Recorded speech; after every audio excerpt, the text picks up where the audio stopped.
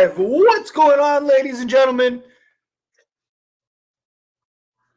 Lakers look legit. I love it.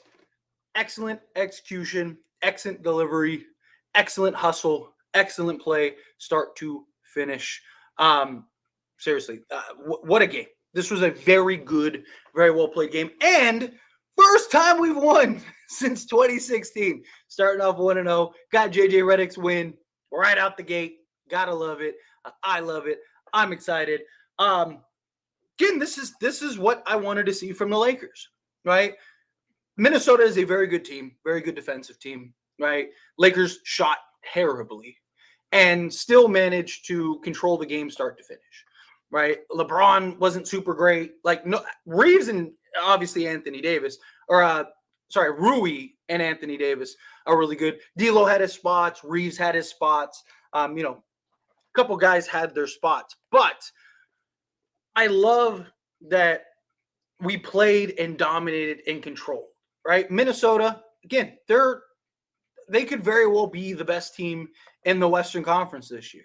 And for us to be able to control that game, literally start to finish, Minnesota goes on their run, right? And look, I, just like many of you, I'm sure, we're probably like, oh no, right? We're having like Denver PTSD, right? It's just like, oh no, please don't do this. But this is the difference. It's the difference between coaching. Staying the course, getting your players and team to buy in, making the little adjustments, calling timeouts. I mean, Darvin Ham, I believe we lose this game. And I know some people say, oh, you're just looking for shots at Darvin Ham and stuff like that. We've seen enough from Darvin Ham last year. We saw this in the first game against Denver. Same thing happened. Dominating, controlling, up 17, 20, whatever. And team makes a punch. You know this team was going to make a punch. We knew that this team was going to make a punch. Difference is JJ Redick made the adjustments. JJ Redick made the changes necessary for us to pull off this win. That's the difference. The offense was fantastic. We didn't hit shots. We didn't score. But the ball movement, the playmaking, right? Like guys not just standing around all game, right? Like this was what you wanted to see from the Lakers. This was excellent from the Lakers as far as execution, game plan, so on and so forth. The hustle, the energy, Lakers playing with purpose, guys getting after it, hustling, rebounding. I mean, we had several guys. I mean, Rui had 5 rebounds, 3 offensive. LeBron had 5 rebounds. Anthony Davis had 16 with 3 offensive. Austin Reeves had 9 rebounds with 4 offensive. You had Christie with an offensive rebound. You had Jackson Hayes with 3 offensive rebounds. You had Bronny James with an offensive rebound, right? Like this is what we need. The hustle, the execution, taking care of the basketball, not getting too crazy, too carried away. Lakers only had 7 turnovers. 7 turnovers. They had 22 assists, which, I've said I want them around 30, but a lot of that was guys just not hitting shots. I mean, we couldn't hit a shot to save our lives this game. Right? I mean, and we still controlled this game start to finish. I mean, the Lakers from three-point range shot 16%. They were 5 of 30 from three-point range, and we still controlled this game start to finish. We still put up 110. Lakers I've said this before. I predicted Lakers will win at least 50. I said 52 games, but I think they'll win at least 50 games, and I think they're going to be a top 5 offense. They're going to be a top 5 offense. We saw similar things last year. Right, D'Lo struggling to shoot early on. Austin Reeves struggling to shoot early on. Hopefully those 2 guys really kind of pick it up from three-point range because you had what? D'Lo was 1 of 7 from 3, and Austin Reeves was 1 of 5 or 0 of 5 from 3. Again, my concern with Reeves is that we've had a large sample size with him now. D'Lo, at least the regular season. We're talking about the regular season here. I need to see him turn around, start hitting some threes here. I did love that D'Lo shot wasn't falling, starts being playmaker. I like Austin Reeves. Shot wasn't falling, is aggressive. finds his shot, gets into the teeth of the defense, elevates, gets the little push shot, gets the little mid-range, right? Those are the things that I want to see. Bad shooting nights happen. It's okay. It's okay to have bad shooting nights. What else are you doing out there? What is D'Lo doing on bad shooting nights? Is he making plays? Is he playing defense? Is he getting after it? Same thing with Austin Reeves. Your shot ain't falling, that's fine. Are you getting rebounds? Are you playing defense? Are you making plays? And we saw that. D'Lo was getting after it defensively. Austin Reeves was getting after it defensively. The hustles were there. Guys were getting crashing the glass. They were getting back in transition. Guys bought in. And that's what I love to see. That's the difference. Darvin Ham couldn't get these guys to buy in. Also, Darvin Ham, the offensive sets, the offensive actions just weren't there.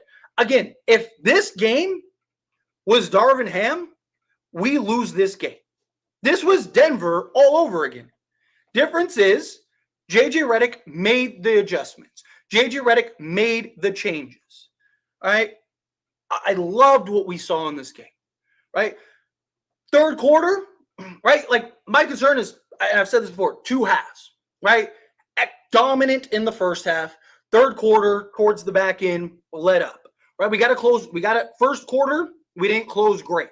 Second quarter, we closed better. Also, you had the Bronny thing. That's fine. You know, you write that off. Okay, that's fine. Right? You got the moment out the way. Let's move on. Right? Which, by the way, pause, like, excellent moment.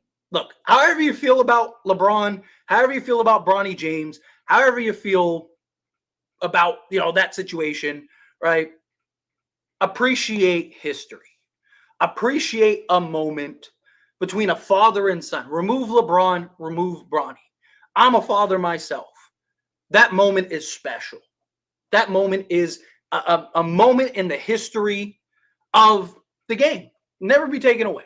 Again, let's remove the LeBron, Bronny politics of it all. Just that moment by itself was just a beautiful moment by a father and a son that got to share the basketball court. We saw history. Again, however you feel, just take that moment and really appreciate it, right? As a basketball fan, move Lakers, move everything. Just as a basketball fan, that was a beautiful moment. But back on track, again,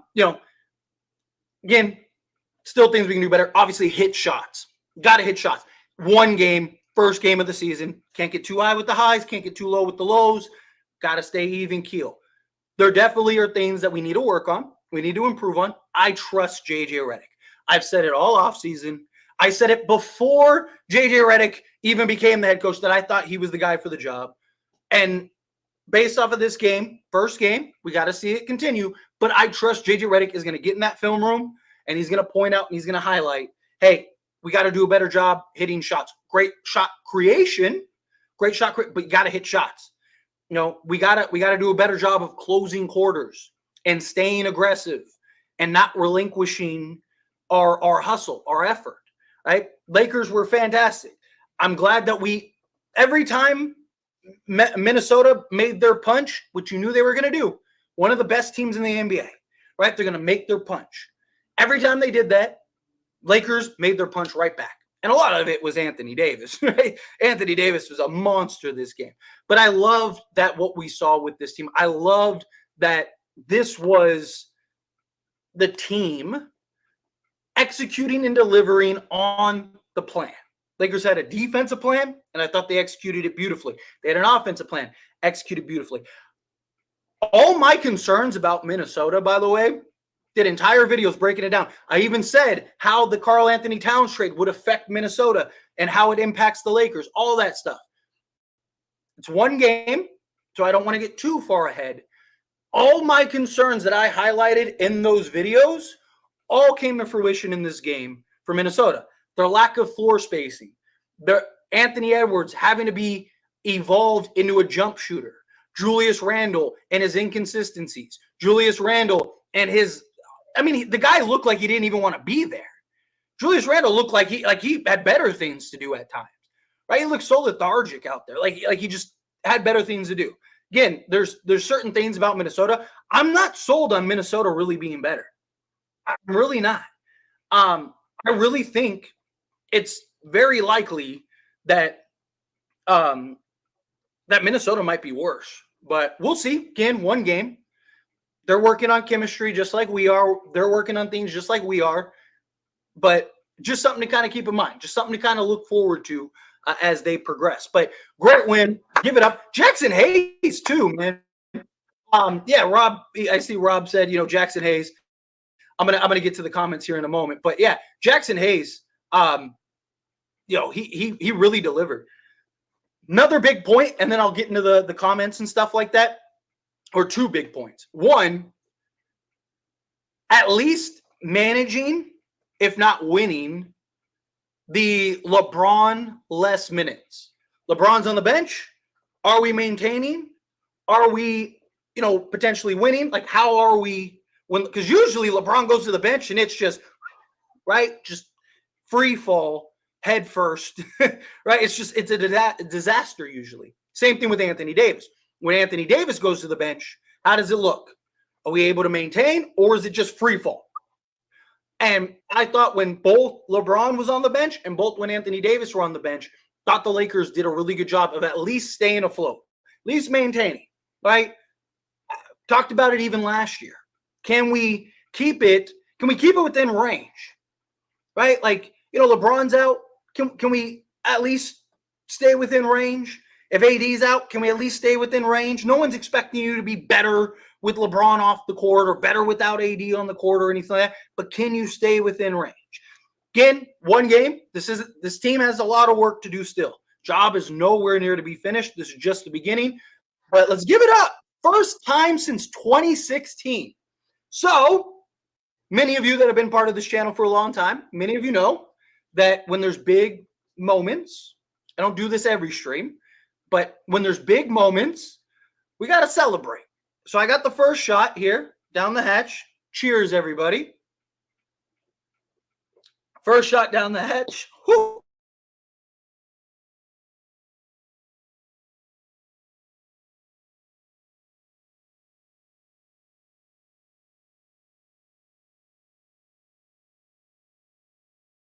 I do this just little fun interaction. But every $25 in super chats doesn't have to be at once. Doesn't have to be, here's 25. You can if you want to. I'm not going to say no. Don't feel obligated. It's just a fun little thing that we do here. Like I always say, I don't do this solely for super chats, but it does help me, does help the channel, and adds a little fun and spice to it all. But every $25 in super chats, accumulative or at once, I will take a shot to celebrate this. Again, I don't do this every live stream.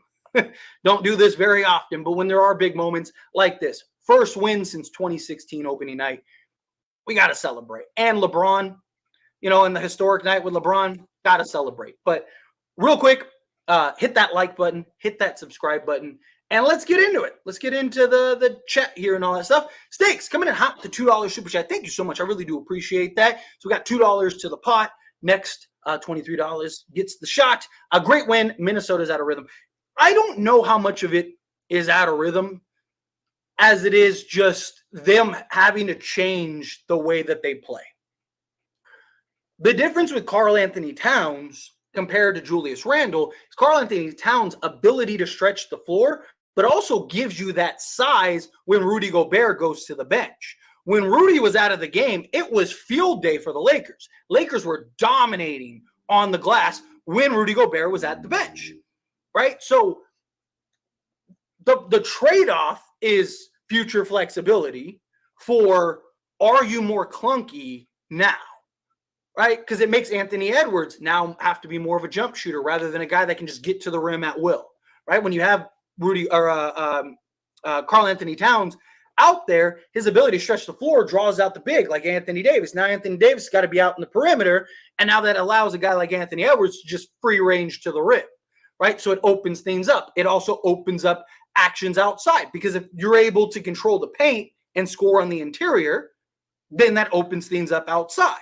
But now Minnesota can't score on the interior, and they can't use Anthony Edwards to drive in because you have, like, the Lakers just packed the paint, right? Go watch the defense. Literally, basically free throw in.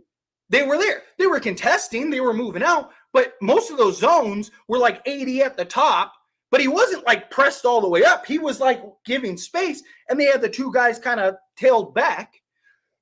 so that way he could, that way they could kind of keep everything in front and kind of pack the paint. Because again, you have Jaden McDaniels, who excellent defender, not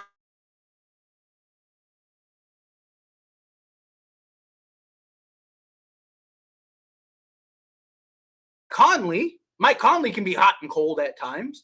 Anthony Edwards can be hot and cold even at times. Julius Randle, you live with the percentages, and Rudy Gobert can't stretch the floor.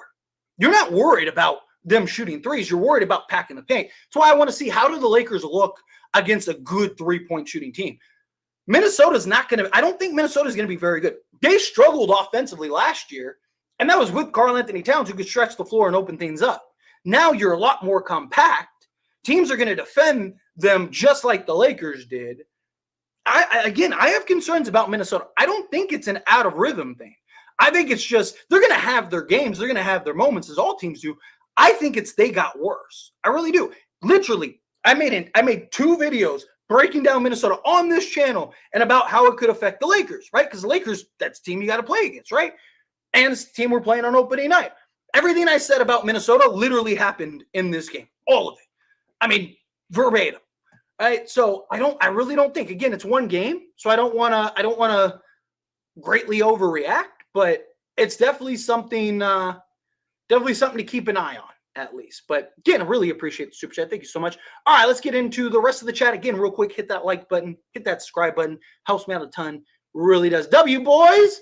I'm glad everything went well. Yes, agreed. Odd man out is clearly D'Lo. Only issue, what to trade him for. Without a doubt, only option is Cam Johnson, but I can't confidently say it would be a seamless fit. He'd just take minutes from Rui. Problem is, we still got to wait and see, right? D'Lo's playmaking was very valuable in this game. I'm not saying you don't trade D'Lo, but we need to give it the 20 to 30 games, like Rob Pelinka said, I think is accurate. You want to make sure. And if you get rid of D'Lo, you need to make sure that your offense can still run. D'Lo's shot wasn't falling this game, but we've seen, historically speaking, in the regular season, at least, remove the playoffs. We're not there. You gotta get through the regular season and get to the playoffs. But historically speaking, D'Lo is usually money during the regular season. I'm not really worried about that. I worry about Reeves' three-point shooting, right? Not worried about him showing up and delivering. I like that he's being much more aggressive. Defensively, he's getting after it. There's some great things that we're seeing right now with Austin Reeves. He's got to get his shot going, though. He's got to be able – I'm not saying he has to be 50% from 3 or anything like that. I'm not saying he has to shoot the lights out, but he has to at least be respectable. At least have teams have to challenge it. At least have teams have to get out and contest, right? If he's shooting 0 of 5 or 1 of 7 every game, teams are just going to leave him open, and it's going to make things so much harder for him, right? So, again, I don't want to say who the odd man out is or who's not yet, because it's one game and no one really shot great. Like Reeves didn't shoot well, D'Lo didn't shoot well. Rui was solid, particularly around the rim and in the mid-range, but even he from three-point range was 1 of 4. LeBron was 1 of 4 from 3, right? Max Christie was 0 of 3. Gabe Vincent didn't take a 3, right? You kind of go down the list, and it's like even Dalton Connect was 1 of 3. So I want to be patient before I start going oh, yeah, we need to trade this guy for this guy or this guy for this. There's obvious needs. We could use another backup center, guy with a little more size. It's easier for Jackson Hayes to dominate a 6'9" Naz Reid than it is a 7'4", whatever, Zach Edey, right?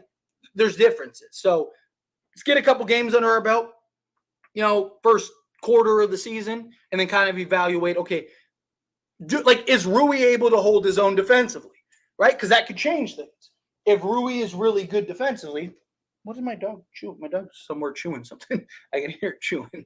Just make sure it's nothing important.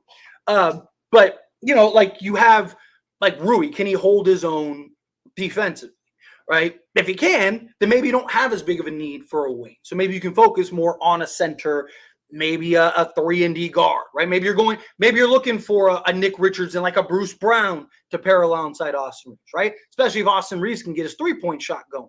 If he can start getting his three-point flowing, right? Okay, well then now you don't need D'Lo's three-point shooting as much as you do if Austin Reeves continues to shoot 16% from three-point range, you might have to keep D'Lo if he's the only guy that's shooting threes at a respectable clip, right? Like unless if Dalton Connect like really emerges or whatever, then maybe you make that move, right? But my point is like I want to give it a sample size. I want to get a couple games under our belt before I'm like, got to get rid of D'Lo, got to get rid of Austin Reeves, right? I've made arguments during the offseason for all of them.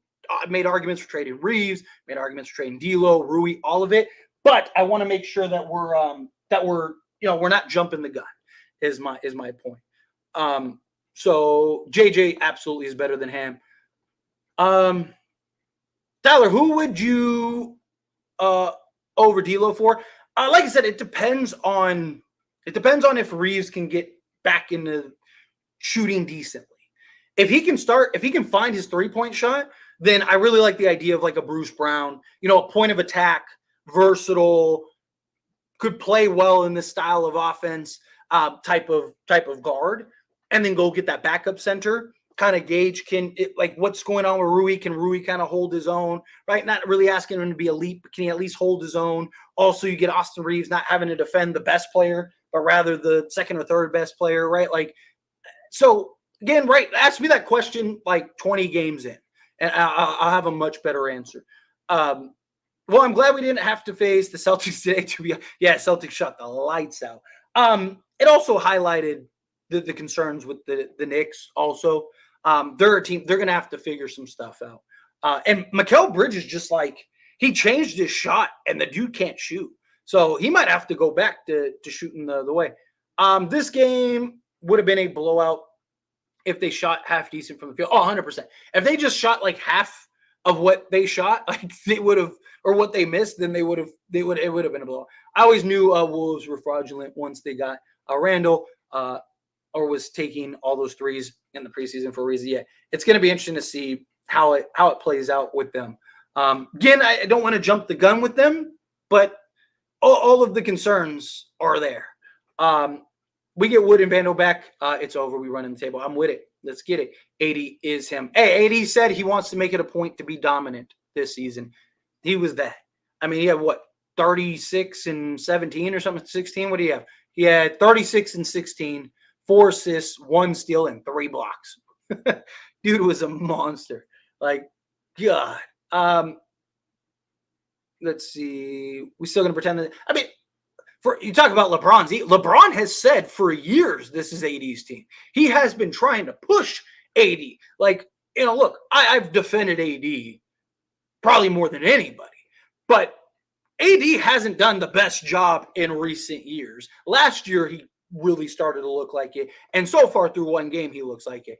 But let's not pretend like after the bubble, the first 3 years at least after the bubble, when LeBron was saying like AD needs to take over, AD needs to take over, AD needs to take over, that AD just stepped into the role and took over, right? Like, look, I'm not above criticizing LeBron. I've criticized LeBron plenty, but let's be honest here, right? Like, you gotta love it. Gotta love it. What is going on? Most advanced shots were jumpers tonight with spacings cooked. Exactly. Love this game from LA. Agreed. Go Lakers. How is D'Lo the odd man out? He was solid, minus shooting. Yeah, again, I don't want to go that far yet. I'm not going to say like, who's it, who's not yet. Again, his first game.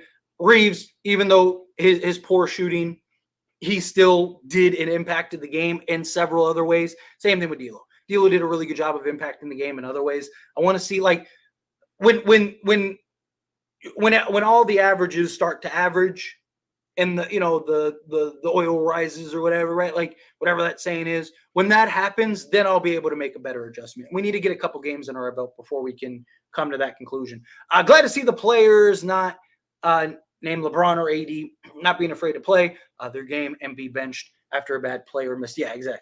It was really nice to see guys kind of start getting in a rhythm. JJ Redick and others really trusting the players, trusting the team. I talked about it earlier, right? When LeBron went to the bench, guys were able to hold their own, right? At least stay within range, right? Just don't get just smacked, right? But can you at least stay within range? Same thing with, when AD was on the bench, right? Stay within range. Right? Like that's what I see. And then win those minutes that LeBron and AD are in the game. Right. And then if you can kind of stay within range, then you're good. Gotta love it. Let's see. If the Lakers won the championship, who would get the final MVP now? Like right now, based on this game, would be Anthony Davis. Anthony Davis, without a doubt, would get the finals MVP. Gotta love it. AD carried facts. Carried us tonight. AD was a monster. Great game. I love how we didn't do what we always did last season and blow that lead. JJ got them together and actually played through AD. Brilliant. Darvin would have lost that game. I said the same thing earlier. I 100%. I truly believe we saw this exact same game last year, opening night. Exact same game. Lakers looked dominant. Denver made their punch, and the Lakers folded. Difference is, if they made their punch, and then the Lakers came through. So that was great. Here, give me 1 second. 1 second.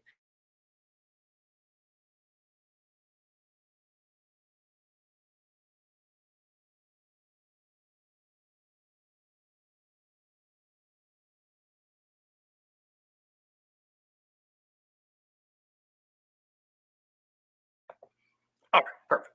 Just all right, where was I? AD went to the kitchen and gave us a feast. Facts, without a doubt. You got to love what you saw from AD. You got to love what he was able to provide and bring. DeAndre coming out, $2 super chat. Thank you so much. Really appreciate it. Another $2 to the pot for the next shot. So now what? We're $21 away. What player would you like to see us get before the deadline? I mean, look, I am big on Zach LaVine. I think you put Zach LaVine in place of like D'Lo or even Reeves. I just think this team would be so much better. Imagine Zach LaVine in this offense with his athleticism, his cutting ability, his off-ball shooting, right? Like I think he'd give you 25 a game if you really needed him to, if not more. But beyond that, definitely need a center, right? Again, Jackson Hayes looked great, and give it up for Hayes. I don't want to try to diminish what Hayes did in this game. I really like Hayes. I still like him as our third big. I still think we need that second big, that more physical, imposing guy, even if it's just for, even if it's somebody that's just kind of splitting minutes at times with Hayes. And then I want to wait and see kind of like what really starts to stand out. Right. When, like I mentioned earlier, like when all the averages start to rise, right? Like, what if D'Lo's just so, I know people have concerns and whatnot, but like, what if D'Lo is so integral to this offense, right? And he's not playing with Darvin Ham. He's playing with JJ Redick. And something that I talked about when I was breaking down D'Lo earlier, and the difference between Darvin Ham and D'Lo and JJ Redick and D'Lo. One, D'Lo buys into JJ Redick, and they have or seem to have a good relationship where the opposite happened. But also, Darvin Ham never put D'Lo in position to instill confidence. And I understand he's an NBA player. I understand, like, it's not like he should be able to do it himself. But not everyone's like that. D'Lo isn't a superstar. He's nothing like that. He is, your third, fourth best player. He's gonna have good moments, he's gonna have bad moments, right? To me, if I was the coach, for example, right, I would be D'Lo's confident to start to do this. And instead of putting him in better position to maybe kind of build his confidence and entrust him, you're just letting him go out there and continue to sink, right? He's drowning, paddling for his life, and it's like, he'll figure out how to swim. It's all right. Hands in your pockets, like, come on, D'Lo, get it up. Rather than like, hey, you know what? Let me throw him a life raft so he can start, figuring it out. Okay.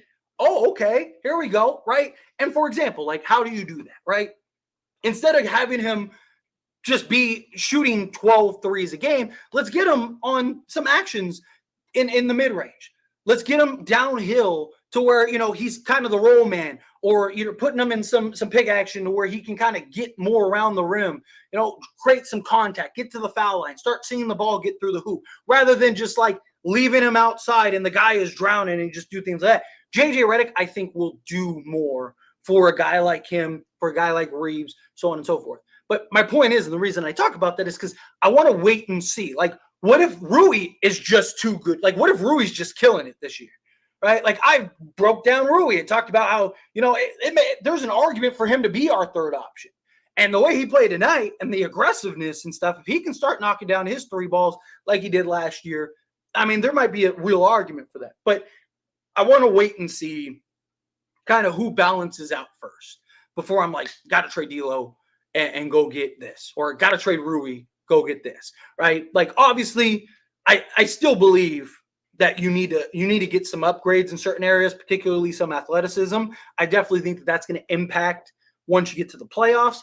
However, where do we need that? Do we need it at the guard position more than we need it at the wing? Or do we need it more at the wing than we need it at the guard position?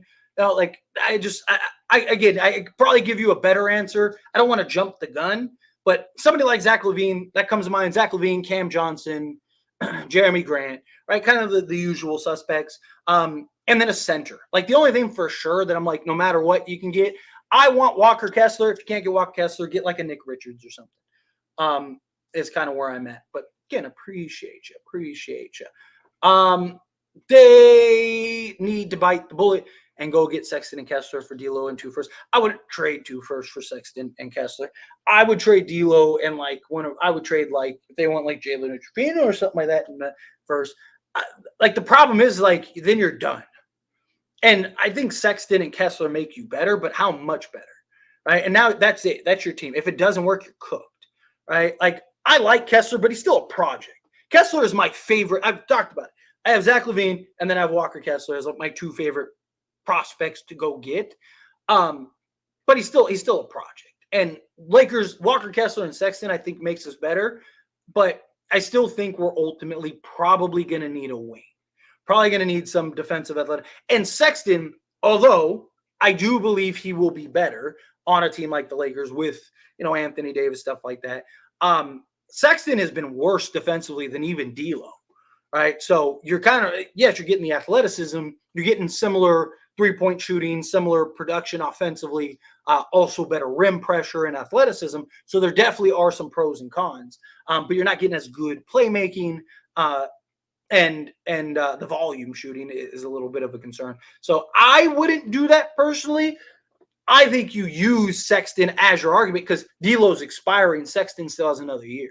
So you go in and you just go like, hey, we'll take on Sexton and his money, and he's going to need a new contract. So what are you going to do? You're going to trade him eventually, right? Or you're going to have to give him money. So we'll take it, and we'll take Kessler, and we'll give you a first and like a pick swap or something. That's what I would try to do personally. He called timeouts during the run. I'm going to cry, FX. We still have tendencies of playing with the leads. Look, I mean, it's definitely wasn't great to see them kind of, lose leads, but Minnesota's great, right? Minnesota's still probably going to be one of the better teams in the league. You knew that they were going to throw a punch. It's how you do respond, right? Like, most teams lose, have a 20-point spot. Like, look at last year. It wasn't just like the Lakers. Most teams. Boston lost they were up 32 or something like that, ended up losing that game. It happens. I'm not really worried about that. I'm worried about, like, how do you respond? You're up 19. They cut it to 4. Do you just fold? The difference between last year and this year, Lakers just folded last year. Lakers just fell apart last year. This year, we saw they threw the haymaker back, right? Boom, got hit. Boom, boom, right? Like, give it back. That's what I want to continue to see. Lakers win. Time for the overreaction. We're NBA champions. We're undefeated. Yeah. Talk about it all the time. The pendulum swing. When we win, Lakers are the greatest team ever. Oh my God, nobody's gonna beat us. When we lose, Lakers are trash. Trade everybody, but right. Gotta keep the level head. Right. I loved what we saw. This team is clearly different from last year. That I am confident saying without it being an overreaction. Just the play calling and the actual sets that are being ran. This team is different than last year. Are they so different that we're now a contender? That I don't know. That I need to actually, before I start going, Lakers 30 games in are 25-5. All right, we have a real conversation to be had. But right now, again, gotta stay level-headed. Don't get too high with the highs, don't get too low with the lows. Just kind of keep things in perspective. Johnny coming out the $20 super chat. That's close enough. Let's do it, my guy. I appreciate you, Johnny. Seriously. You are awesome.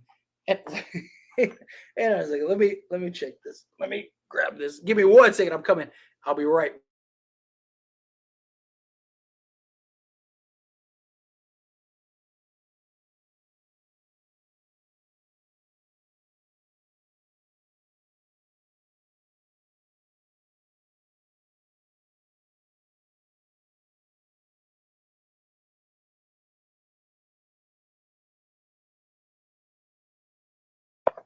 Sorry, I wanted to make sure she found a little late. It's okay.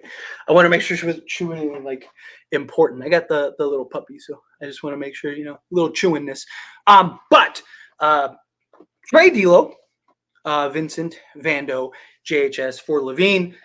I'm not against that at all. Not getting anything if the three of them. So it's basically D'Lo for LaVine. Maybe the Bulls do it to tank for Cooper Flag and clean some of the money off their books. I think, look, I could be completely wrong. I think that more likely than not, they'll probably I think they just want to move off LaVine. I think the bridge is burnt. I think what's done is done. I think everything's kind of just, it's like it's time to move on. I think if they can get a reasonable trade, they'll do it. I personally, this is just me personally, if I would wait to see if Vando is healthy, because Vando is, I believe, the piece that makes you a contender if you get LaVine, right? Like, let me put this down and then I'll pour it and take the shot. But, like, because you got to look at it like this. If you trade Vando, your starters are like Reeves, LaVine, Rui, Bron, and AD. Offensively, good luck. But you still have the same problem as last year that I was very concerned with all season, and then got into the playoffs and everything was like exactly what I was talking about. Like, what happens when the offense isn't cooking? I want better balance, right? And that's why I'm talking about, like, I want to wait and see how do things develop? How do things play out before I just like, hey, let's trade for this guy. Let's trade for that guy, right? Like, so to me, I would wait and see. One, you want to make sure LaVine is good to go. Two, you want to make sure where's Vando at, right? And I'm sure Chicago's probably going to want that as well. I'm sure Chicago's going to want him. Now, if LaVine is kind of shaky, then it's kind of like, is it really worth, like, if Chicago's willing to take the risk, then yes. But if like Vando is looking good, I would try to keep it, right? Because I just think Reeves, LaVine, LeBron, and AD, you got more than enough offensive firepower. More than enough offensive firepower. I think you need that balance in Vando. Now Vando gets to defend the second best or the first best player, Reeves the second, LaVine the third, or vice versa. And I just think now you have more athleticism. I think you just have everything. So personally, I would like to keep LaVine.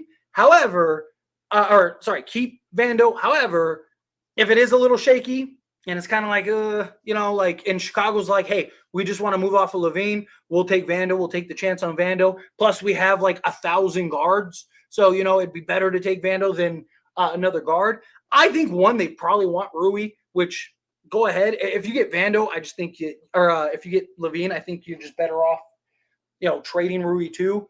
I think you'll be better with a healthy Vando than Rui in that starting five. Overall, I'm talking about once you get to the playoffs. Regular season, you'll be so good offensively. Lakers will probably be a top 2 or 3 seed. But I worry about once you get to the playoffs. Right? Like even Dallas, they didn't get there on their offense. They got there on their defense is my concern. But anyway, Eric got it pat down the hatch, my friend. Put some air on your chest. But thank you so much. I really appreciate that. Like I said, drinking the Elijah Craig. Put some hair on your chest. It's smooth, though. It's really good. Not sponsored, by the way. I should probably say that. Not sponsored by it. Just kind of what I had in my cabinet. But yeah, this is good. Bourbon whiskey. Put some hair on your chest. But Johnny, I really do appreciate that. Look, I am big on LaVine. I am incredibly big on LaVine. I say every chance I have an opportunity to talk about LaVine, I'm going to talk about LaVine because I just think he gives all of the trades. Jeremy Grant, Cam Johnson, Bruce Brown, all these guys, all of them have injury risks. All of them not, maybe Bruce Brown just because he's expiring.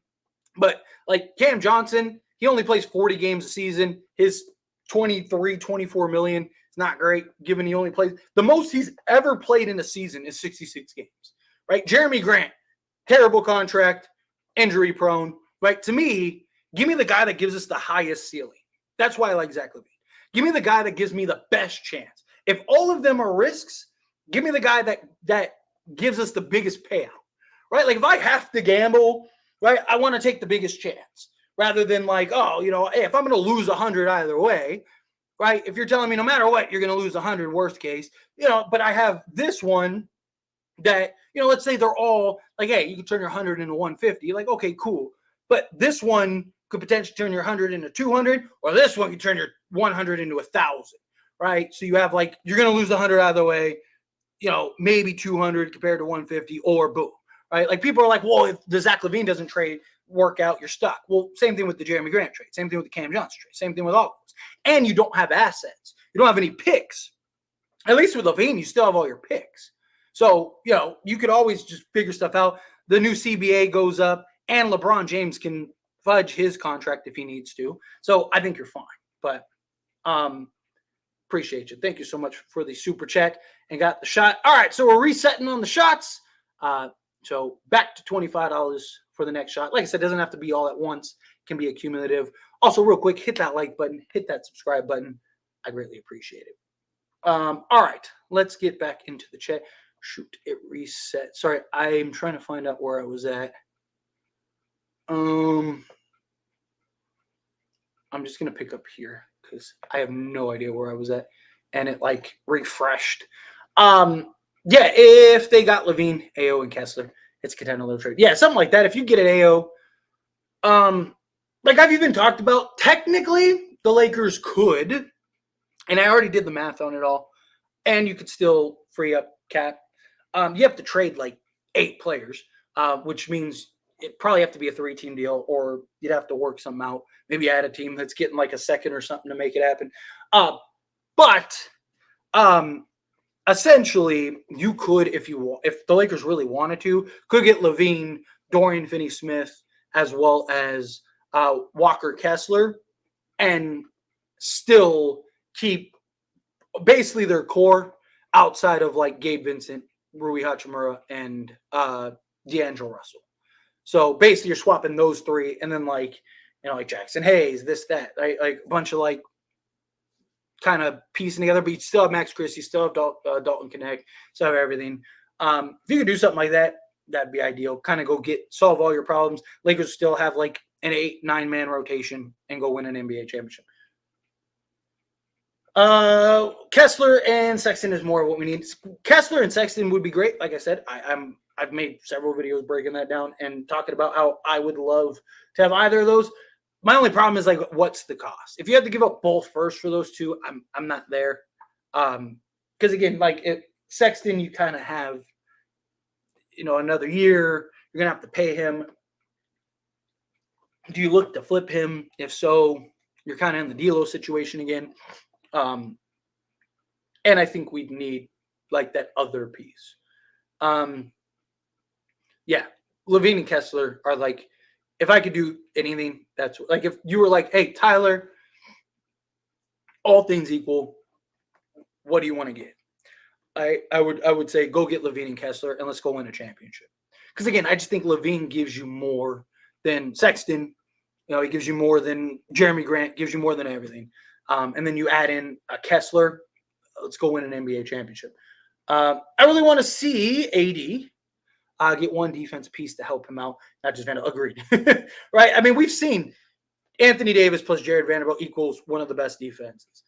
What does it look like when you get like 80 plus Jared Vanderbilt and like a Bruce Brown? That's why, like I made a video a while back talking about Bruce Brown, and I said, and I've even said it in a couple live streams, the more I think about Bruce Brown, the more I love the idea.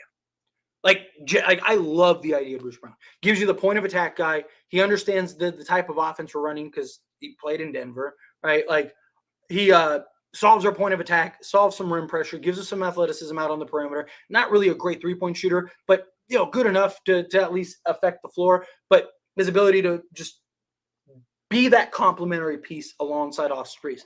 The only problem is we need Austin Reeves to remember how to shoot.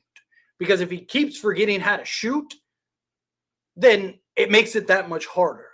right? Because now you have Bruce Brown, who, let's say best case scenario, he's like 37%, right? If Austin Reeves continues to be 28% from three, like it just now you still have the shooting woes, right? But if Austin Reeves kind of get back to that 38% range, and then you get Bruce Brown, then I think it makes more sense.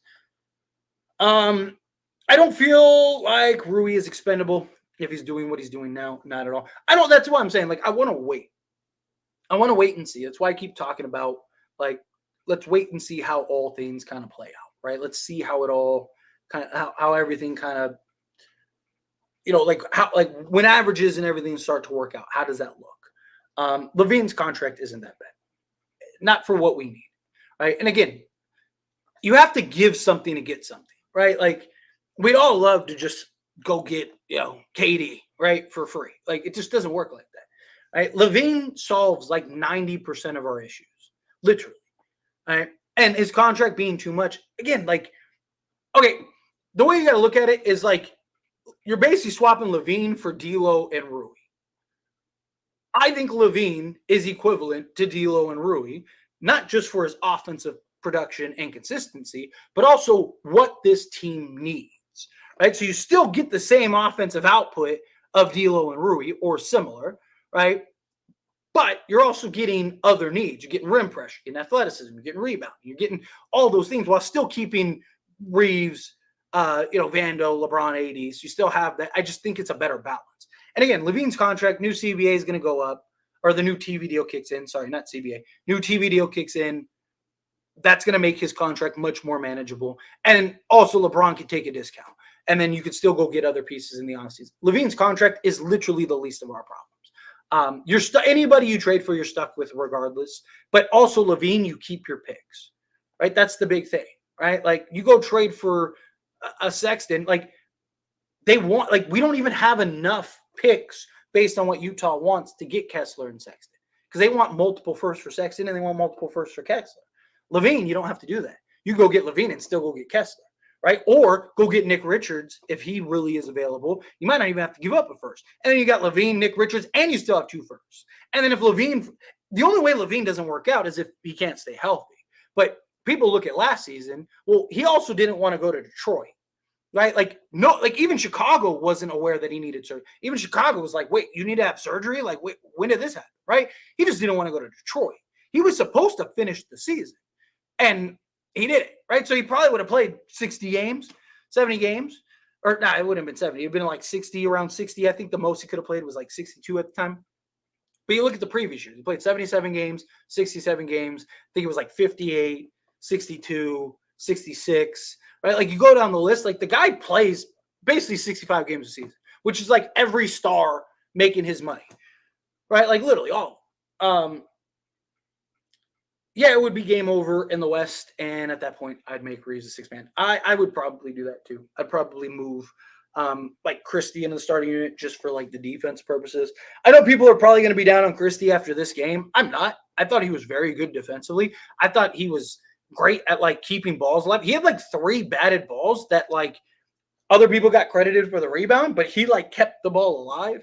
And then on top of like the rebounds that he got, I liked the energy, the effort, the defense, all of it from Christie. I thought he was good. It's just the shot wasn't falling, but nobody's shot was falling. I would have liked to see Connect get a little more minutes. I would have liked to see Connect get a little more grind, right? He got 15 minutes, which is probably what he's going to average. He got just under 16 minutes, and he was 2 of 4 from the floor. But I would have liked to see – I'm not saying you have to run your offense through him, but I would have liked to see a little more – like play design for him. Like, let's see, like, early on is when you want to find out, right? Like, to me, I'd rather you do it now than like, 30 games in. And it's like, okay, well, let's see if Dalton Connect we can run some offense through him. I also think it's the first game and you want to get that first win, so I think that's part of it too. Bronny locked him in. I thought Bronny gave, like, he was only in there for, 4 minutes? Like, he wasn't in there. How long did he play? He played 2.5 minutes. He played 2 minutes and 41 seconds. I thought in the 2 minutes and 41 seconds, I thought he was fine, right? He got an offensive board, kept a ball alive, got a deflection, held his own, came and was a help defender, right? He just couldn't shoot, but, we knew that, right? And he had a clean look. It looked good. It just rattled out, right? like what do you expect in 2 minutes, right? You got the moment, you got it over. I thought it was fine. I thought it was nice. I'll judge this for real after we play Denver. I love we ran sets all game. Didn't just watch iso ball. Yes, like I said, I want to see what does it look like against a better offensive team, better shooting team in particular. Denver would definitely classify or qualify for that. Not classify. Let's see. I'm trying to see where Levine would fit on our team after seeing rotations and stuff tonight. I actually like the substitutions and rotations this game. Christie just got into foul trouble. Yeah, I mean, Levine slots in. Basically, you're swapping like look at where D'Lo's at right now. Look at Levine's in that spot, right? Do you think Levine is better than D'Lo? I do. I like D'Lo, and I've been a big defender of D'Lo, but Levine's the better player, right? So if you think Levine is better than D'Lo, and he still gives you the volume shooting, and he's still one of the best catch and shoot 3-point shooters in the league. He gives you more athleticism. When he's locked in and engaged defensively, which I do believe he will be, he's also better defensively. AO is good too, better than Reeves and D'Lo for the simple reason he's athletic. Yeah, I mean, it would solve a need. The only thing is, like, would Chicago really give up AO? Like, what would you have to give up? If we could get Levine and AO, I would give up A first. I wouldn't give up 2 first, but I'd give up A first, right? And convince them to throw in Torrey Craig. If we get AO, Torrey Craig, and Levine, I'm with that. And then go use that other first and go get a center. And now we're in business. And AO gives you, a point guard, shooting guard, small forward type guy. Now you can basically play 1 through 3. And he's 24? So gives you a guy for the future too. Like if we could do something like that, that would be just chef kiss. And they have a ton of guards, right? Like if anything, it's just like, man, you guys have you got Lonzo Ball. They have what? Lonzo Ball, they have Giddey, they have Levine, they have AO, they have Kobe White, they have who's the other kid? Like they have 6 guards. There's that picture where it's 6 guards, and it's like, dang. I don't mind Sexton at all, right? If you told me tomorrow the Lakers traded for Sexton and Kessler and only gave up 1 first, I would be jumping up. I'd be up here like Lakers are winning the championship. I'd be losing my mind, right? Like if we got it for 1 first, if you told me we got Sexton and Kessler for 1 first, sign me up. I'd do that all day. That's probably the second most talked about trade that I've talked about this offseason. The best part of the night is that we didn't shoot great and still won. So if we can become a solid shooting team, we can go far. Agreed, 100%. I really do like that that this team was able to, even through all of the ailments, right? There was a lot of just getting poor shooting. Guys just really couldn't find his rhythm. Even LeBron wasn't great tonight. It wasn't terrible, but he wasn't great. By LeBron standards, he shot 43% for these 7 of 16 from the floor, 1 of 4 from 3, 16 points. He was a -6. He was our only minus starter. Right, 3 fouls, 2 turnovers, 2 blocks, 4 assists, 5 rebounds. By LeBron standards, it's a terrible game, right? And we still controlled this game start to finish. Yeah, AO, his defense would be beautiful. If you could get AO, I would actually at that point you have to bench Reeves. I think Reeves is now the 6th man. I think you go AO, Levine, Vando, LeBron, and AD, and let's go win a championship. Like I said, Max Christie is not overrated. Can't be overrated when the guy's only played 3 minutes a game, and this is his first game, right? And nobody's expecting him to be a star this year. Everyone's expecting him to be exactly what he was. Max Christie played 11 minutes. Part of that was foul trouble, but he only took 3 shots, right? And got rebounds, offensive rebounds, kept balls alive. He did everything that you want to see from him, right? Let's get a couple games before we start calling guys overrated, underrated, whatever, right? D'Lo had potential to be a superstar. I feel like the previous teams that he played on he gave more superstar vibes. I also think, you look at the circumstances with D'Lo. D'Lo kind of, it started with it was his own doing to start, right? If he didn't snitch on Nick Young, right? His career probably would have went very differently. But after that trade, he was looking like he was becoming a star on the Nets. And then the Nets traded him for Kevin Durant. Like, I always see people talk about, like, oh, D'Lo's been traded by every team he's been on. But, like, completely ignore or don't understand the context, right? Like, it's easy to say, like, D'Lo's traded by everyone. But, like, look at who D'Lo was traded for. Like, D'Lo was traded for Kevin Durant to the Warriors. And the Warriors took D'Lo always to trade him. D'Lo was never going. D'Lo could have been a star on the Warriors, and he still would have been traded, right? Like the plan was they got D'Lo to trade him. The only reason they didn't trade him that offseason is because Steph and Clay were hurt and all that stuff. So they kind of just were like, hey, we need him this year.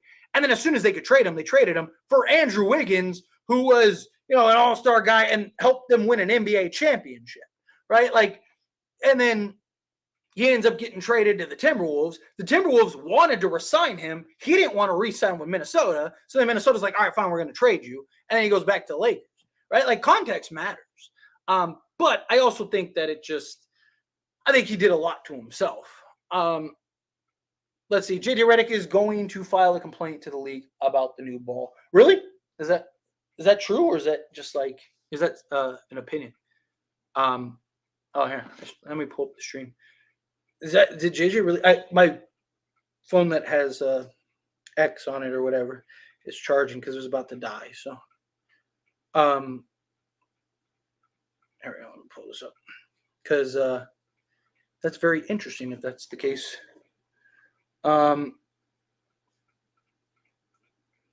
see. Oh, he was joking. Okay, all right. But being able to go big with Levine, AO, LeBron, AD, Kessler lineup would be absurdly good. Agreed. I'm with it. Let's see. Andrew Connect should replace Christie on his playing time. We were 5 of 30 on the 3-point line. Imagine if we, in the most, did you see JJ was fired up at the game when Rui didn't get the foul? Yeah, as he should be. Also, I mean, Connect played more minutes than Christie this game. The only thing that I wish that we would have done in the Connect minutes was run a little more action for him. You know what I mean? Like, run a couple more sets for him. Let's see. You think I'm joking? I'm neurotic. That's a quote from JJ. Give us that pre-trade deadline, D'Lo. Yeah, right. We need the lights out, just dominant. Lakers would be very versatile and play many styles. Yeah, I agree. My only concern is JJ putting his foot down and hold guys accountable, getting in their asses at the beginning of the fourth. He said he was happy for the most part. The end of the third was awful. Yeah, I mean, well, you saw him getting on D'Lo. Like literally, he was like, there was D'Lo got subbed out of the game at one point, and like D'Lo was like walking, and like JJ Redick was like literally in his ear, and then like kind of turned him and was like, hey, and said something to him. I don't remember what it looked like, but was saying something to him about like, hey, like, so I like that. JJ Redick has seemed to like talk to guys. I mean, what are you supposed to say? Like, these guys are bums. Like, guys aren't hitting shots. They're executing great. Like, they're playing defense. Like, I don't really like. Obviously, there's things that they need to improve on. But like for the first game, I don't think that there's a lot that like you could like if they shot half decent, the Lakers beat Minnesota by like 30, right? Like, so it's kind of hard to like nitpick. Like obviously again. Better execution down the stretch in the first and the third quarter. Better, don't let up, right? Like maintain leads and stuff. I get though, Jay. Like I mentioned this earlier. I don't know if you were in the stream earlier, but like I talked about like we all kind of have like this PTSD from Darvin Ham, and like this game was identical to Denver. My only thing is that like I trust JJ Redick. Like I believe that JJ Redick is going to go into the film room and be like, look at this. This is unacceptable, right? Like, and do the things necessary, right? Like that. So maybe it's just like a blind faith that I have in him. That's a possibility, but I really do. I think that he's gonna be fine. All right, let me power through a couple more sheets of questions here, and then I just get on out of it because I got a bunch of videos to make. We had a bunch of stuff to talk about between the two Lake channels, so got to get some work done. It's already 10:30. So don't want to be too late. monitor Levine and see how he looks. I can confidently say he's 100% healthy. Yeah, he looks super explosive. But like I said, you want to see what does he look like 20, 30 games in, right? Like how does he look as far as that goes? You know, is he starting to have little nagging injuries? Has he missed, a handful of games already? Like there's just things that you need to kind of keep an eye on. Yeah, exactly. He's higher risk, high reward. Yeah. Yeah, he's literally high risk, high reward. I think the risk is worth the reward. We can still get Dwight Howard back. I mean, he was in the facility. I had somebody comment it to me that said like their family works there and Dwight was there, which I thought was interesting.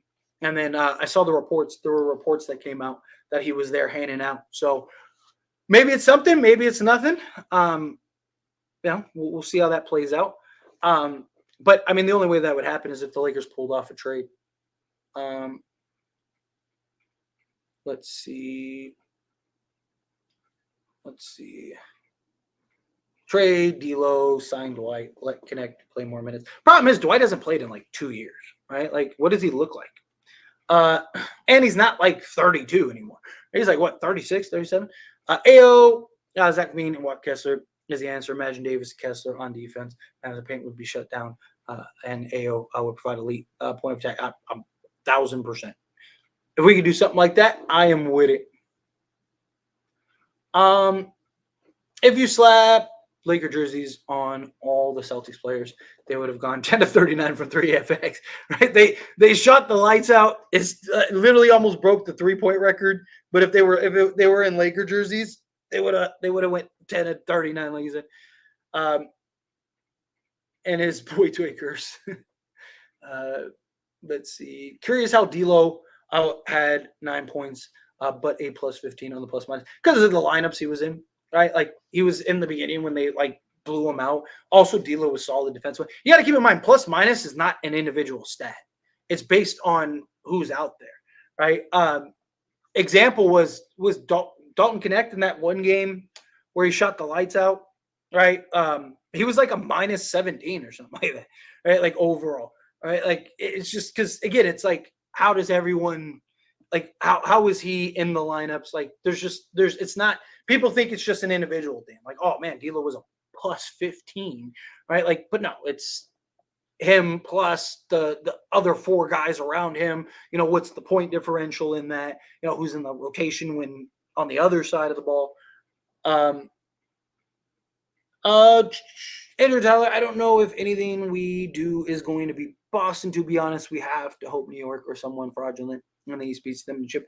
I don't want to face Boston and lose. I don't want to face Boston and lose either. However, I still really want to see what does Boston look like through adversity. Like one of the big things I talked about Boston last year was what do they look like when stuff gets real? Because Boston's been good enough to win a championship the last like 7 years, right? Like, but they'd run into teams like Miami, and Miami would really push them, and they wouldn't be able to push back. Even that goal, Boston should have been up 3-1 against the Warriors, and that series should have been over, right? In the finals, they should have already won the finals, but Warriors gave them that adversity, and Boston just collapsed, right? They faced zero adversity last year. Right, like they ran through everybody. And look, it's not one of those things because people like to go like, oh, they didn't play anybody. They went. It's not Boston's job, right? Boston's just supposed to show up to whoever they play. It's not their responsibility. It's not like they're like, okay, well, just so we can prove we're good enough, we want to play Boston, the Thunder, the Knicks, and like no, it doesn't work like that. Like they have to play who they have to play. I think the thing about the Lakers in Boston is the Lakers would have the 2 best players every night in LeBron James and Anthony Davis, right? Like that goes a long way.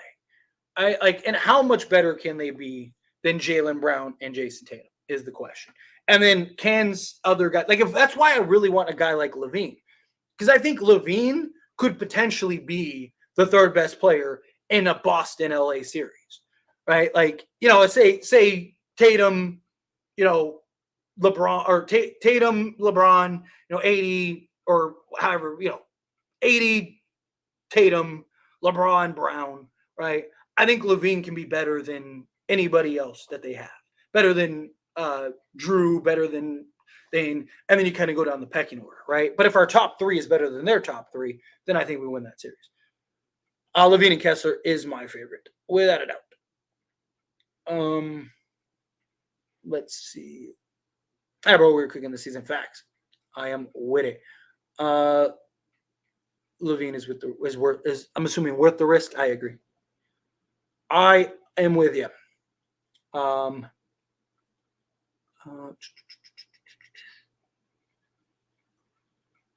like how we execute plays after time.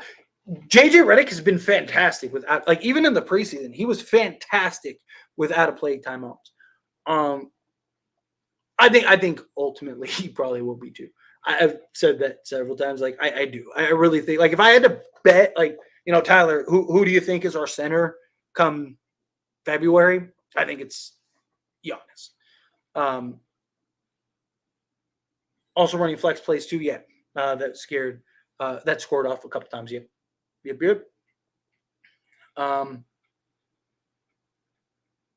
Yeah, thanks, Rui. Let's get LaVine in the center. I am with it. No way we have to trade all those people for LaVine. I think it's worth it. I mean, again, the only people you're really replacing is like Rui and D'Lo, right? Like, for LaVine, and I just think LaVine gives you more than both of those guys, and solves a real need. Let's see. Max Christie is the next camera. I doubt that. Max Christie's been 40% the last 2 years on catch and shoot threes. I don't think he goes from that to like 28% from 3, but you never know. Again, it's one game. Let's give the young man an opportunity. If Vando's hurt, trade him. If he can recover, keep him. Yeah, that's my point exactly. LeBron looks slow out there. I don't think he looks slow at all. I don't. I think he was fine. I think he was playing within the offense rather than dominating the basketball like he usually does. He had a couple like great back doors. He just beat the guys off the dribble or beat the guys off the spot. I don't think that at all. I think he was just playing within the flow. I think he was playing within the offense. He didn't shoot great either, so that doesn't help. But I mean, if he can be consistent, he's going to give you your 20 a game. I thought he looked fine. People said that several spots last year, and he was fine, right? Like, I don't think that's what it was. But, again, you never know. Let's see. Why not do a 1-for-1 D'Lo for Tim Hardaway Jr.? Nah, I'm not a fan of Tim Hardaway. He's too inconsistent. He's more inconsistent than D'Lo. And D'Lo just does other things better, right? Playmaking. He's actually, he was solid defensively this game. If he can maintain that. That I don't mind. Yeah, I agree. I think he brings more than Tim Hardaway Jr. Let's see. Taking one with me. Appreciate you, Johnny. If you're still here, I appreciate it. I'm gonna go through probably one more row and then get on out of here because got some videos to make, got some stuff, and I want to be up all night. Also, I should say while people are here, on we have a game on the 26th, right? So, So we have a game the Friday the 25th and the 26th. I don't know. I may be able to do the 26th, but the 25th, I may not be able to do a post-game stream because one of my best friends is getting married, and I'm the best man, and I got to do the rehearsal on the 25th, and that's at like 6, I think, something like that. So I don't know if it'll be done, and it's not like I can be like, oh, hey, I got to go do a live shoot, So 25th, I for sure might not be able, or more likely won't be able to do it, and the 26th I might not be able to. Wedding is early; it's like at like 2, so I don't know, but we have reception, all that stuff. So again, it's not one of those things where I can be like, oh, sorry, I got to go do a live stream, right?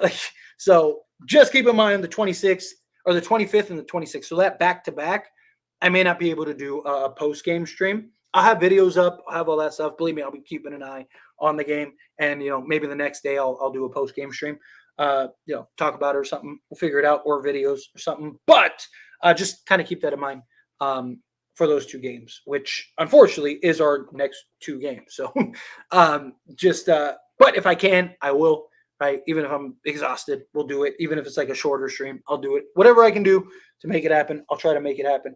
But I just want to give you guys a heads up. And then after that, we should be good. Should be smooth sailing. Should be able to do post-game streams all the rest of the season.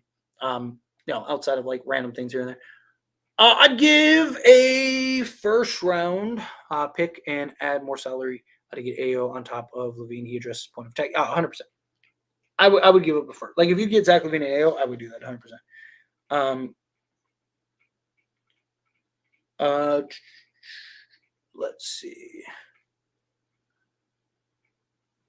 JJ did a great job of calling timeouts and getting Bronny on and off the court quickly because stop the moment. Yeah, I mean, it was a moment, right? Like, get it over with, get it done. I like that he did it. I was glad we had enough of a cushion, right? Like, I thought that he was going to do it early on, and I was like, it's so like the game's so tight.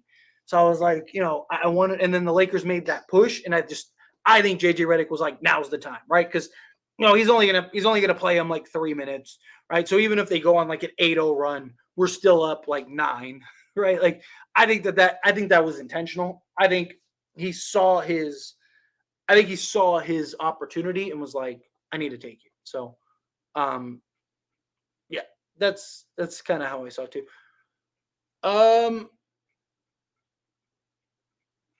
Lakers aren't just looking for winning now; they're also looking for long-term post-LeBron era. But that's also why I think Levine gives you the best of both, right? Like Jeremy Grant, Cam Johnson, all those guys, they don't give you the flexibility now and the future. They only give you the now. Zach Levine gives you the now because he gives you the financial flexibility long-term. He's only got 2 more years on his deal after this season, and then so he basically lines up with LeBron and AD. But also you get to keep both firsts, so you can either use those first to go get an AO or a Kessler or something that can help now and the future. Or you can just keep those picks, and say you get a Nick Richards for a couple seconds, and now you have your picks for the future. You don't even have to trade those, or you can trade those later on down the road if something else comes up, right? But I also think if you have a chance to genuinely go win a championship, I think the Lakers will take it, right? Like Rob Pelinka even talked about it. What do you say, like Lakers, was the phrase he used, greatness or whatever, historical greatness or something like that. All right, couple more. Lakers look good. Yes, I agree. I really like. If they hit, like I said, if they hit shots, they beat them by like 30. Let's see. You can trade AD and a rebuild to OKC for 15 first. Yeah, seriously. Right? If you really did, if you needed to. Probably also get like you probably get like a Jalen Williams, not the center one, like the good one. With a real coach, I think we have a shot. Agreed.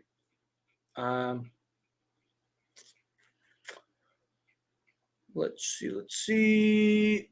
What was the 3-point percentage tonight? 5 of 30. That's like 18%, right? I think it's like 17%. Let's see. It was no, I said it earlier. I don't remember what I said it was. 3-point percentage was 16.7%. 16.7%. We still won. We still were in control by double digits the whole game. That's not a good sign. I don't know what is.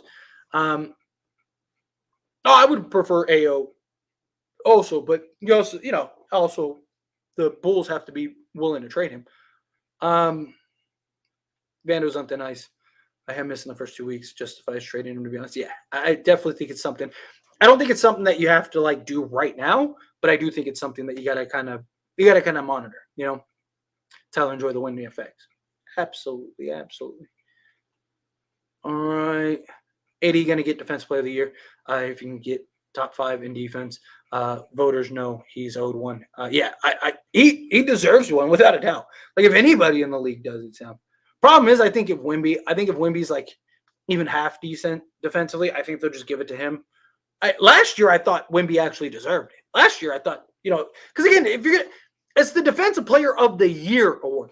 Player of the Year, not Team of the Year. Like we seem to if you're gonna do a player award based on a team, because they've done that the last 4 years, right? Literally, Marcus Smart. Marcus Smart was not the best defensive player in the league that year, not by a long shot. But Boston was the best defensive team in the league, right? By a good margin. And he was the anchor, right? So like the NBA seems to have this thing where like, okay, let's give it to the anchor of the best defense rather than the best defensive player, which is silly.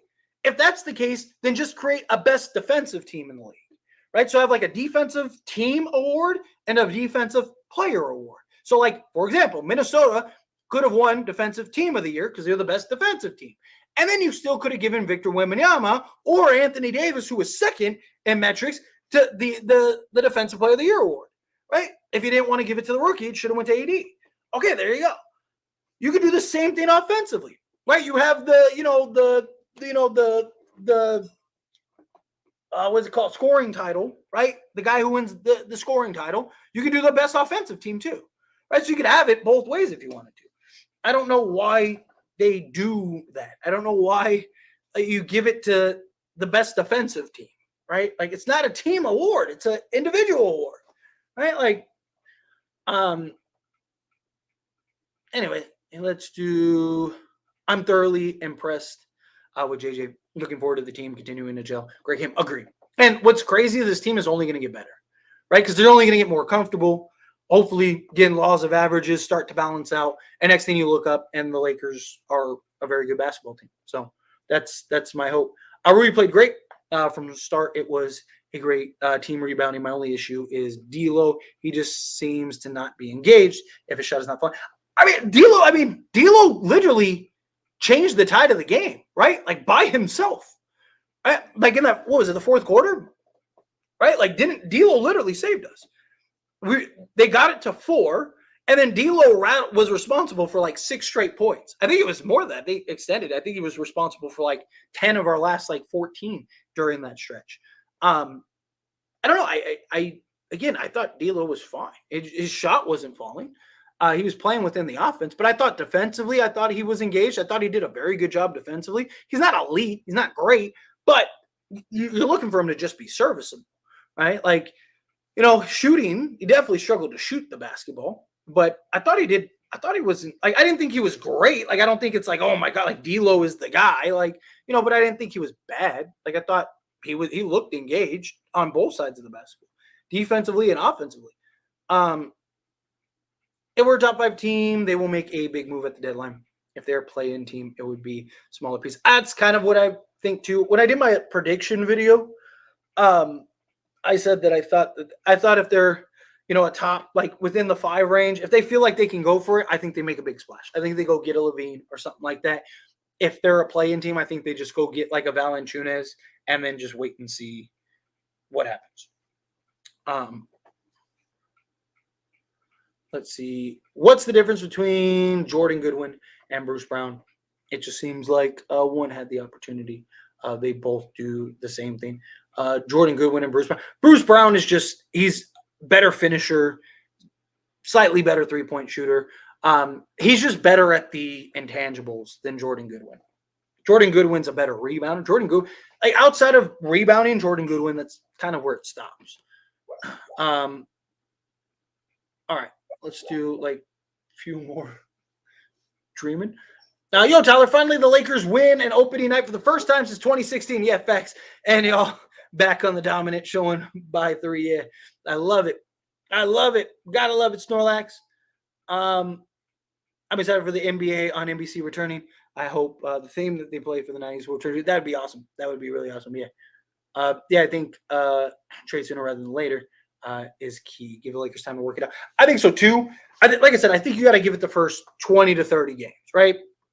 By like mid-December, I think you should have an idea, right? So like, let's see. So got our schedule. So we have got the first one. You got 1, 2, 3, 4, 5, 6, 7, 8, 9, 10, 11, 12, 13, 14, 15, 16, 17, 18, 19, 21, 2, 3, 24, 25, 26, 27, 28, 29, 30. So your 30th game is December 31st. So like 25 games in, you're talking what?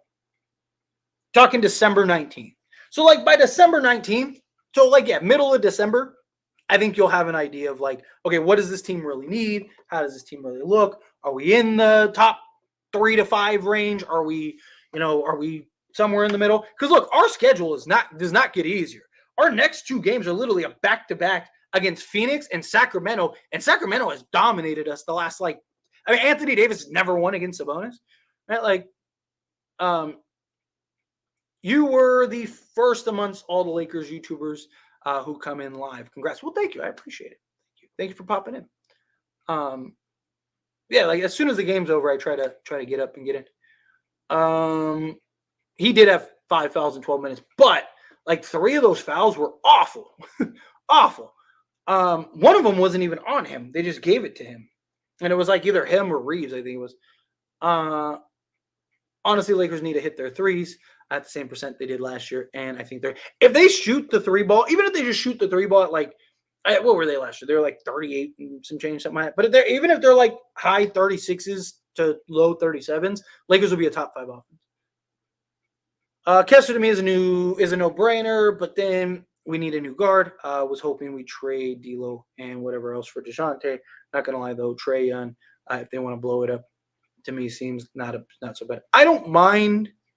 If we didn't have LeBron, I would be screaming to go get Trae Young. Problem is, I don't know how Trae and LeBron work.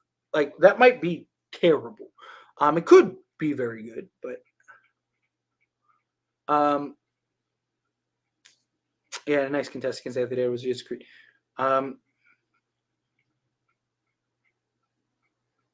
Let's see. If you're talking about the Zach LaVine trade, that's not even close to a Russell Westbrook.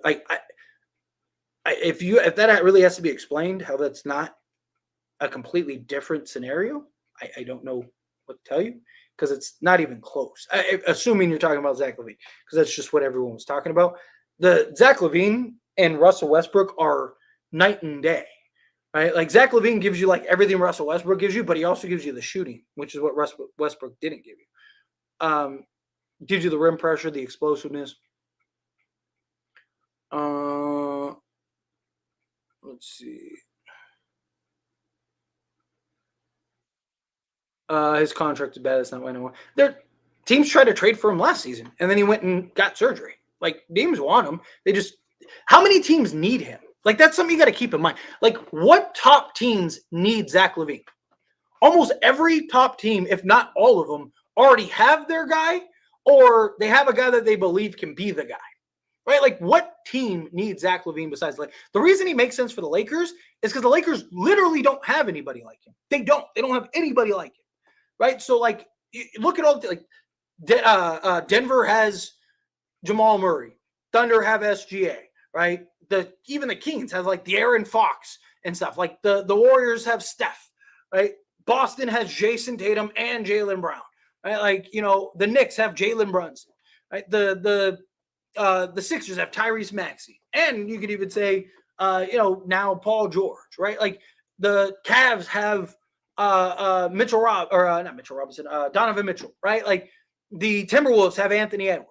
Right? What team needs Zach LaVine? It's not even so much his contract. Yeah, his contract isn't great. Let's not pretend it's not great. But his contract is the least of the Lakers' concerns. Again, the TV deal goes up, and LeBron was willing to take $20 million discount to go get DeMar DeRozan. You don't think he'd do the same thing for Zach LaVine, and so we can get some other people? I'm tired of using technology. That's great. Stop talking to you. Was it Dodson? He's the guard forward on the Chicago Bulls. D'Lo and Rui, Gabe for LaVine and Craig. I would be with it. All right. Jay, like the video. Thank you so much. I appreciate that. And yes, please take a quick second, hit that like button, hit that subscribe button. And then last one, just because I saw the Chick Hearn. Yeah, the Chick Hearn reference. I love that too. I noticed that as well. I was setting the stream up and I heard him say that. And I was like, let's go. It's in the refrigerator. Doors closed. Lights out. The eggs are cooling. The butter's getting hard. And the Jell-O's jiggling. I love that. But I'm going to skid on out of here. I appreciate you guys hanging out with me. Like I said, the next 2 games, I may not be able to stream. If I can, I will. But like I said, got a wedding. Got to be the best man. Got the best man duties. So got to make sure I'm there for my buddy. But rest of the season, we should be good. Should be able to do the live streams per usual. Everyone that hung out with me, I really do appreciate it. Please, on the way out, hit that like button, hit that subscribe button on the way out. Everyone that gave me super chats, I really do appreciate that. Seriously, Johnny, thank you for the shot, and then DeAndre as well as Stakes. Thank you so much. I really do appreciate it. It helps me out a ton. I really do appreciate you guys. You guys are beautiful. Yeah, let's go. Let's go close out. Let's 5-0. I said bare minimum 3-2. I thought bare minimum will finish 3-2 just because we have a back-to-back. If we didn't have the back-to-back, I probably would say 4-1. But 3-2, if we get out of this five game tough stretch, 3-2, I'll be happy. But I do want 4-1. If we can go at least 4-1, that'd be just chef kiss. Problem is, like I said, you got the back-to-backs, and then you got Phoenix twice in a 3-day span, right? Which I think I think Phoenix is barbecue chicken for us. I think we just match up beautifully against them. But they are good enough. It's really hard to beat a team twice in 3 days. But anyway, again, appreciate you guys. Let's go get these wins, stack them up, and I will.